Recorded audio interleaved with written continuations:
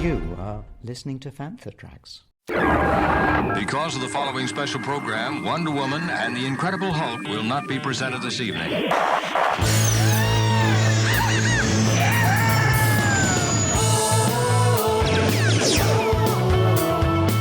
got Fantha.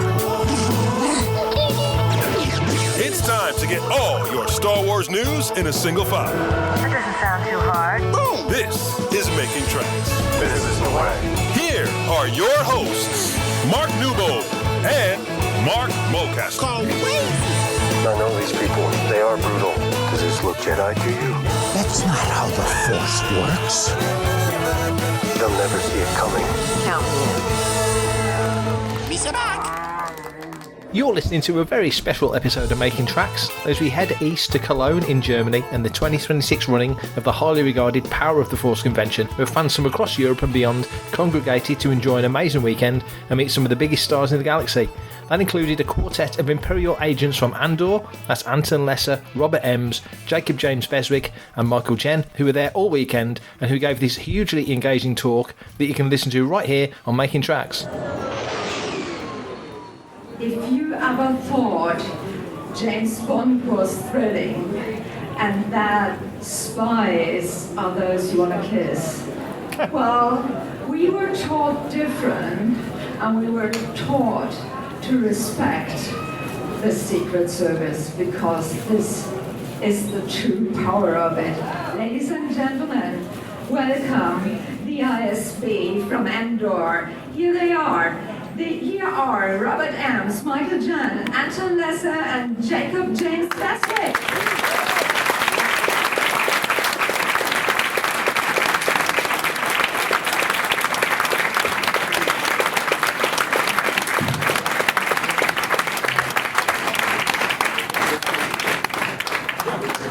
Welcome back on stage. If you don't mind, like yesterday, to share one of the mics. Awesome.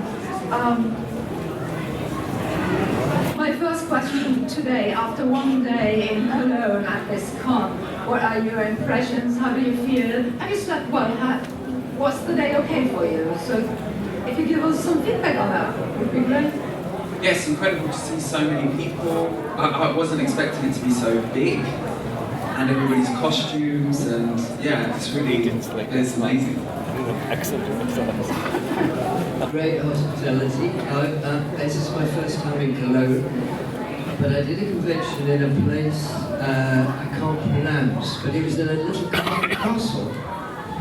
Anybody know what that would have been? It begins with an S. It was a tiny little castle. Sensing? Could have been. We have so many castles in Germany. We have a country of castles. So. Okay. But it was beautiful, and this is beautiful but bigger. So, yeah, great to be here. Yeah, it's amazing, and as Jacob was saying, we didn't expect it to be so busy, and you were all so friendly, and you all speak amazing English. And I'm sorry, ich spreche kein Deutsch.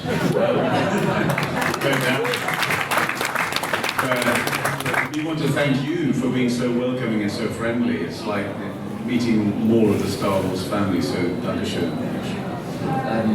Yeah, I've had a terrible time, and I hate Cologne, and I don't like Germany at all. No, I've had a lovely time, yeah, really lovely. It's lovely to meet everyone and to hear all the lovely feedback about Andor. Yeah.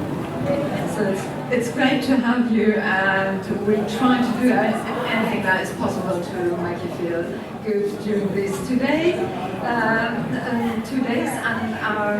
So we'll do a bit of Q&A today. Yesterday we started with some basic, but I want to pick up one thing you talked about, just sitting in the office and not being in Vanessa, right?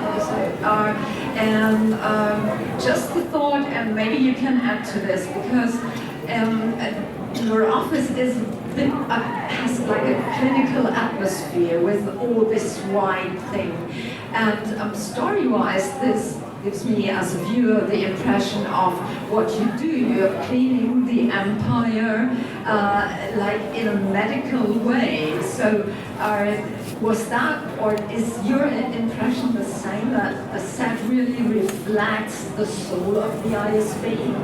Yes, it definitely had that sort of clinical, almost antiseptic feel about it. The set was impeccably white, and we had to be careful when we were coming from the bigger venue in Pinewood, not to bring a lot of dirt and mess into it. But yeah, sort of symbol of the rather dubious antiseptic nature of their authority. And he says, doesn't he, we are health providers, which was a very odd thing to read. And I didn't quite understand it for a long time. And then I sort of got that sort of euphemistic, we're in authority and we're here to clean up mess. But I got to love that set. I really enjoyed being there. I didn't get to go to Valencia, which my friends keep reminding me about. But I had my own little space, and I really liked turning up there.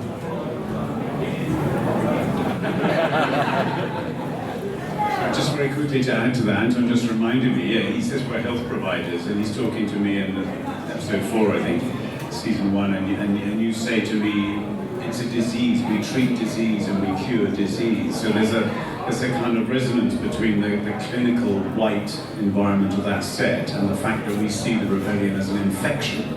It's, like we are the antibiotics, we're trying to kill the infection of the rebellion. But it was, as Anton says, it was very strict. The only liquids that we were allowed was water under the set. There was no coffee, no tea, no juice allowed on the set because it could mark it, it could stain it, and then they lose an hour cleaning. So.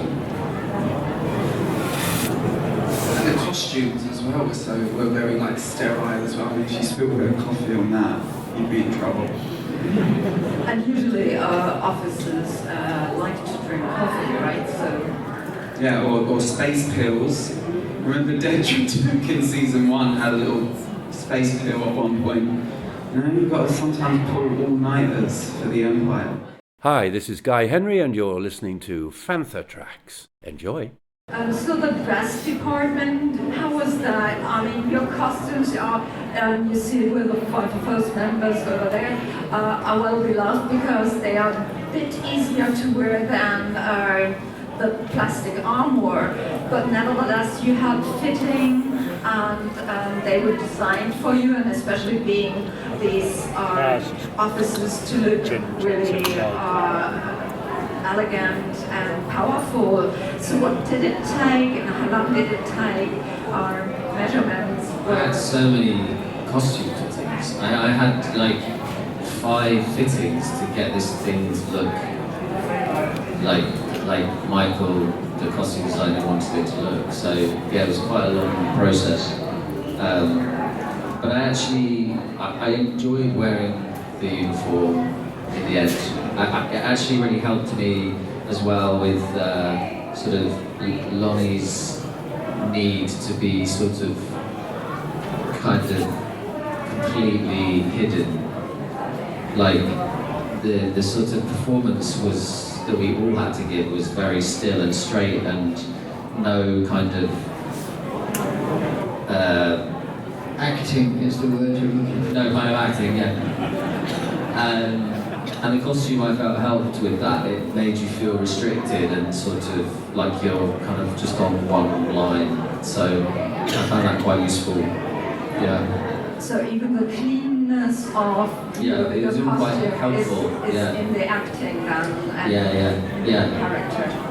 Yeah, and then my costume as Lonnie was a lot more of a civilian rebel nature, and that, kind of Does this help? I mean, to have a uniform like that, does it help you as actors really to perform, or is it more like, okay, it's just something I have to wear, or was it like, okay, that's itchy and sketchy and I don't like it? Yeah, it chafed my neck. I had a red mark on my neck. That wasn't very nice, but it definitely helps because you it changes your posture, those costumes, so you feel a lot more sort of like uniform. And weirdly, with these sort of sterile costumes, these sterile sets, I felt like really way more human within it. I felt like, I think that specifically here as well is very like, loves being there and feels quite overwhelmed by it. So yeah, I felt it makes you feel more human in some way. I think also the tunings, you can see this Jay looks fantastic in his costume. They are very military, so even the trousers and the boot, once you put those big boots on, it just makes you, as Jacob, just stand in a different way. And also, if you slouch in those tunics, they get crumpled. So, you know, we kept being reminded that to keep the costume looking nice, you stand up straight. But I do know, because Michael, the designer, he made hundreds of incredible costumes for both seasons of Andor. But this is their least favourite, because although it looks simple, it's the most difficult to get right. And as you were saying, many fittings, changing the clasps and redoing it and then stitching, and of course, when you're recording dialogue, they have to take it all and put a microphone up and a battery pack, so that misses the line of the costume as well. So they were very patient with them, and yeah. But it changes, it gives you a different centre of gravity when you're wearing this. You just feel very different, like a military uniform. Yeah, we were sewn in, wouldn't we? Do you remember? We were sewn into the costume. They would have to be cut out every day. It was difficult because if you needed to go for a pee, it was quite a palaver. Yeah. And also, I think I had more fittings than anybody because I was cast for one day in Rogue One. And I was fitted for everything, not quite as elevated as authority as Partagas, but I had boots made, the whole thing, went through the whole thing, did a day shooting and then got cut out of the film. Yes, so I would never have got the part of Partagas if I'd been in the movie, in Rogue One. Because I was just a sort of, that sort of level. Different. You just said you were sewn in, just being interested because one of my costumes is the opposite. I'm tucked in here as well, so I used that up. What did they do when sewing you into that costume? I mean, that sounds like really, okay, that's, well, like in jail, maybe. So you were in... Yeah, just before we put the costume on, and then whoever was working with us on costume would come in and sew all up the side here sometimes. Maybe your assistant here, and here as well sometimes on the neck.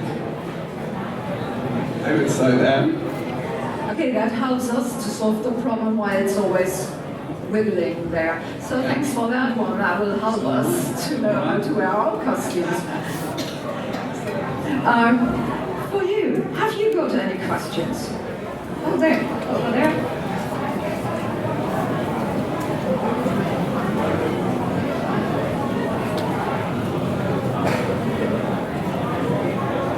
Well, first of all, I would like to express a big thank you for the outstanding performance that all of you delivered in this political Star Wars theater, and for the inspiration to view modern systems of governance with a much more critical eye.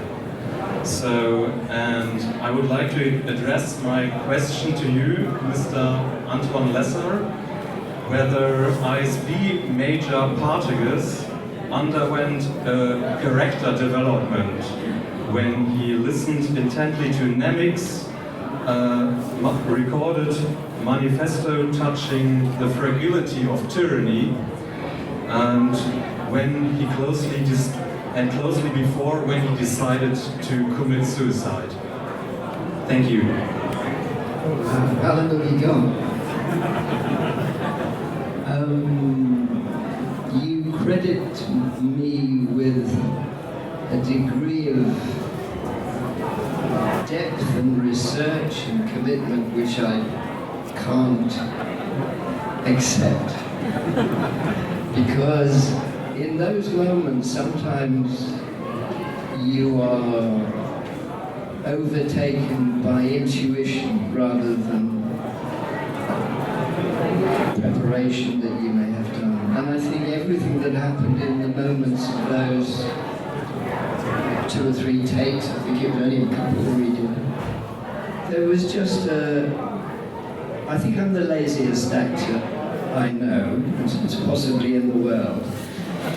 But I do seem to have an ability to listen and allow something to respond that's not necessarily informed by deep understanding or intellectual knowledge.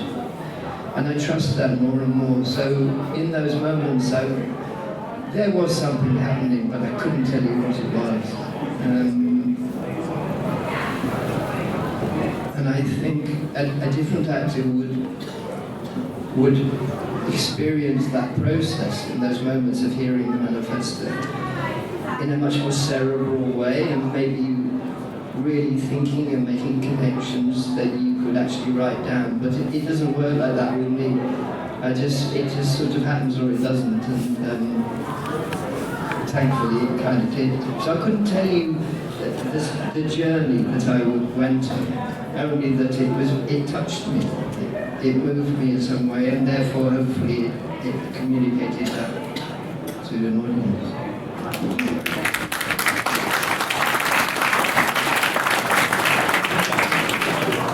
Hello, and thank you very much for being here and for your work.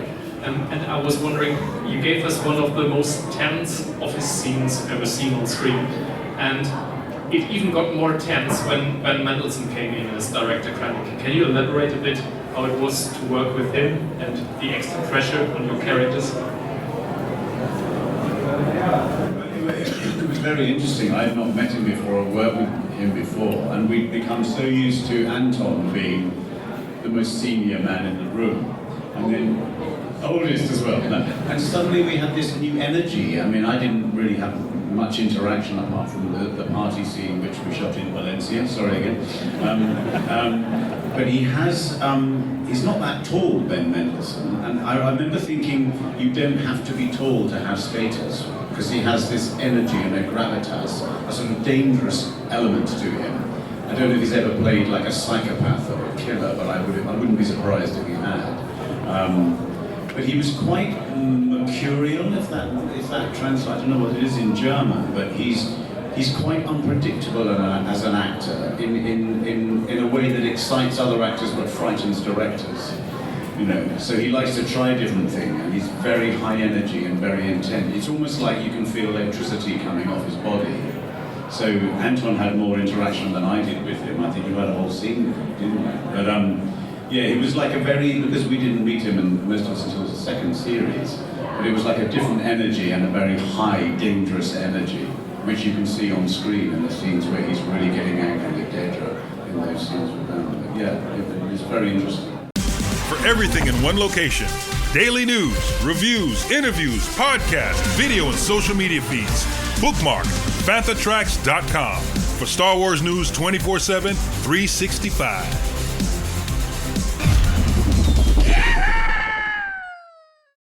Hi, and welcome to Cologne. Thanks for being here. And I'd like to address my question maybe to you, but the other gentleman, feel free to answer them as well. But you represent the rebellion on this panel, and Andor has resonated so politically as well outside of the Star Wars model. Did you think that would be the case while filming Andor? And was it obvious to you on set or while reading the script that it would have such an impact? And do you like that it had this impact? Do you like that your work, which Star Wars is almost always political, but still, I think this is a bit more political than the other acts, so do you like it? Yeah, definitely. definitely love that it's got those undertones. I think it goes back to what Anton was saying, actually, that, you know, when you're doing something, you're not always aware really of what the end result is going to be, or you're sort of trying to be in the moment, in the scene, and just play each moment as it comes and respond intuitively to things. And I think, yeah, I'd probably be disingenuous to say that I was aware of certain things. Actually watching it back, and you know, I'm able to express a little bit more about the character now, having seen it. But as I was doing it, I was just really focusing more on, you know, the ISB scenes being completely inconspicuous. And then, I suppose, in the scenes with Luthen, I wanted it to feel like sort of explosion of nervousness, and just all the tension built up inside him that just, you know. But I think, yeah, it's as an actor, you're really just focusing on. Well, I actually find whenever I do any job, I'm just focusing on surviving, and just trying to make the thing that comes out of my mouth sound as believable as possible. But some people, I think, are so relaxed that they're able to make specific choices, but I sometimes find it's just more of like, you know, just trying to survive it. But yeah, it's a great. I was very pleased to have had my part, and that it meant something so profound in the world. I thought that was quite cool. Yeah. I remember watching season 1 and not expecting it to be so political, and being so amazed and moved and grateful that I was part of something that did that. And really, really proud to be part of something with that Mon Mothma speech, how topical that is, how beautifully written it was. I'm so glad that I was part of something that is international, and that is spreading that message. I think is amazing. Very, very proud of it for that. So especially the message that we get, like, fascism destroys everyone, even those who work the hardest for it to achieve it. In the end, that's the end of the whole story there. And being part of this in these times might be more than we ever have expected. Do you think the writers had that already in mind, or was it more like, okay, we do something political, or how? Do you have the impression it kind of evolved throughout, from episode to episode, so that there were decisions made where they saw, okay, we put more into this than we thought in the beginning? I think they definitely made a decision. I mean, I don't know for definite, but I'm sure that they made a decision, you know, through wanting to make Star Wars more, this particular Star Wars story, more mature for a more adult audience. And I'm definitely sure that they thought that, you know, a lot of that was quite deliberate. You know, a lot of that sort of engagement with those political ideas was quite deliberate. Pretty sure of that, yeah. I think so. I think also so much work went into the script, and usually when you're filming, almost every day there are changes. You know, you get there at 6 o'clock in the morning, and very kindly someone says, would you like a cup of coffee? But they also give you pages, and you have to look, okay, that's been rewritten, I've got to relearn that, I've got that. To me, I didn't have that large a part, but it never happened to me on Andor, because the scripts have been honed down, and it's very muscular language. It's almost quite stylized, it's almost like a classical text. It's quite technical, and that's the most difficult stuff to learn. But it's the first job I've done where I wasn't aware of any script changes as we were shooting. Maybe there were minor ones, and for the bigger characters, maybe they had more experience of that. But I also experienced that if we were filming and I felt I got a line slightly wrong, I usually had, even by one word. It's like driving a car and there's a bump in the road. Even if you changed a but to an and, or you missed a full stop, it was as precise as that, and you kind of knew when you got it wrong. It's not the sort of language you can paraphrase, not the sort of writing you can paraphrase. It has to be 100% correct, and then it helps you, it carries you forward, I think. so you can, as the viewer, follow the decision making, because it's a very complex story, and making up your mind who's the bad guy, who's the good guy, who's a spy, who's not. I think that is the thrill of the whole story, and when you point out it was so exactly written and not rewritten that much, I think that adds to the whole story, making us as the fans are getting involved and understanding this really complicated situation of the characters we deal with. Is there a situation that you remember that was the most challenging for you, either because maybe the text, the lines touched you, or the setting? So something that went into emotional experience more than you have ever thought.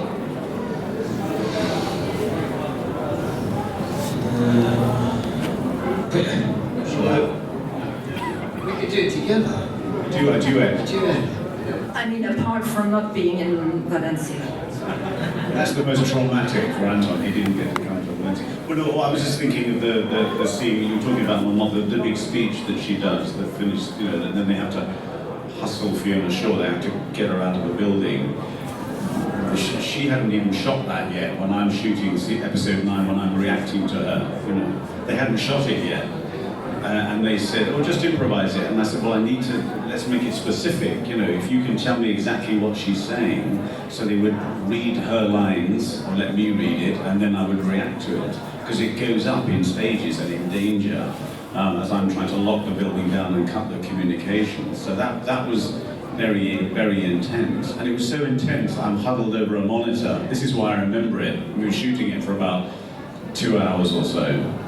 And I got a stiff neck. I got a cramp in my neck, so they had to get the nurse and give me a massage and an anti-inflammatory because I was so tense, which is one of the first lessons of acting, is don't tense up too much.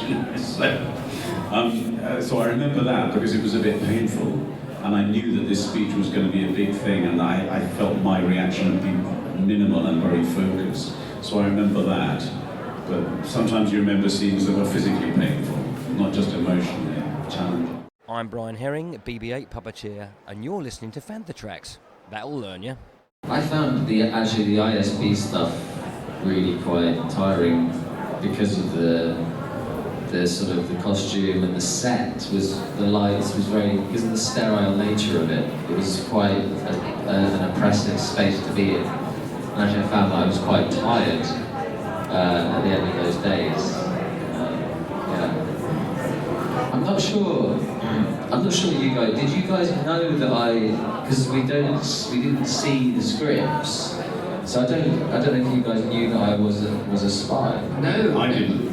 No. Ever until you found out. I didn't know until I saw it on the telly. Right, okay. Really, I saw that incredible scene with Robert and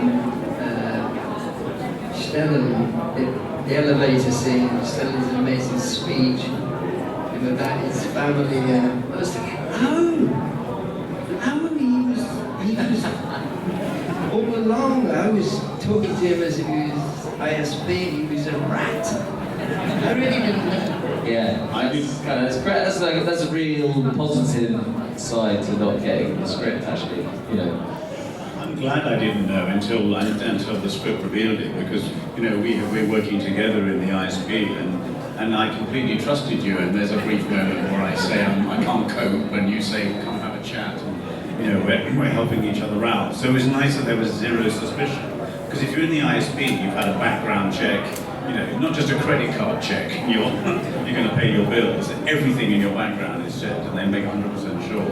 So that was actually very exciting to discover that he was on roll. But very quickly as well, you're right about that set. It's a bit like, you get sort of like a jet lag without flying anywhere, because you're on that big set all day. It's all artificial light, no daylight. So the brain starts to get confused about whether it's day or night. Like they tell us we shouldn't use screens 2 hours before going to sleep at night. If you're in the dark with artificial light for 12 hours a day, you start to feel, you don't know what time it is, you don't know what day it is. So that's a challenge as well. So I'm going to ask for one last question from the audience. We still have time for one.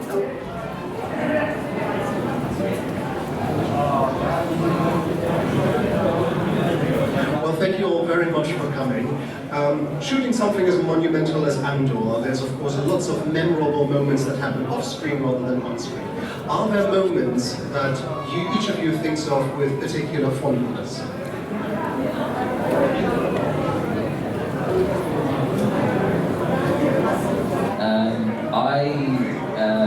I remember shooting in the party scene in the Museum of Arts and Sciences in Valencia, and it was quite an amazing moment because just to see some of those creatures, walking around, some of the iconic kind of Star Wars creatures, that was quite amazing because we didn't really have much to say. We only had a little scene, I think, didn't we? So we were there for quite a while, sort of mingling with these creatures. That was quite cool. Yeah, it was extraordinary. And again, sorry, Anton, Valencia. In Valencia, every year they have this huge festival, and they build these like 8, 10, like 4-meter figures for like 2 months, and then they burn them on one day of the year. After a dark sunset, they burn, and there's fire brigade standing by, and they make huge fires in the city of Valencia. And we arrived on the one day of the year when this happens. So the cars had to drop us like a 20-minute walk from the hotel because all the streets were closed. And we went out and we saw this extraordinary festival going on with all these massive figures just being burned, and you could feel the heat, like 100 meters away. You could feel the heat. I can't remember the name of the festival, but it's Fire. Thank you. Fire. Yeah. So that was an extraordinary treat just to happen to be there on that day. But yeah, and the figures and extraordinary architecture in Valencia. I remember that very clearly. Yeah, in Valencia. This is getting horrible. This is getting too much now. I remember. Okay, just a quick question. If someone of you lives in Valencia, you know what to do, right? There's an invitation. Invite him round. Yeah, I remember I met Elizabeth in Valencia, and I hadn't met her before. I'd seen her amazing work from season 1. But we became really good friends in Valencia, and on the last night that I was there, we got a speaker, listened to Shaka Khan through the streets of Valencia, and ran through Valencia singing and dancing, and stayed up all night on the beach watching the sunrise and talking about our life, and it was really beautiful. Okay, my most memorable moment was when they were all in Valencia. And it was so memorable. I can't share it with anyone. But you should have been there. Ladies and gentlemen, it was such a pleasure, I think, for all of us to have you gentlemen here on stage answering questions and are giving us such a good time. And I hope you will still enjoy the day and enjoy Cologne, being here at the Power of the Force. Thank you so much for being here, and for all of you, you know where to go to get whatever you want to order, well, pictures, whatever you have signed. Go to the booth or take pictures. There are still opportunities for that. Thank you so much, ladies and gentlemen, the ISB, the Emms.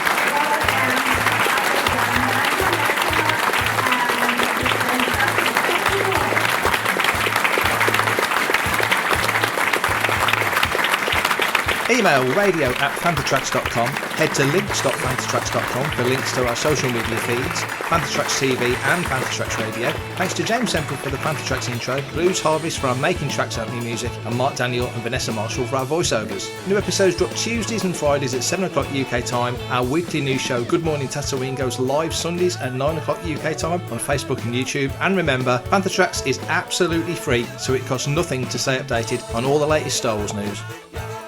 Coming up next on Fantha Tracks Radio, it's Making Tracks.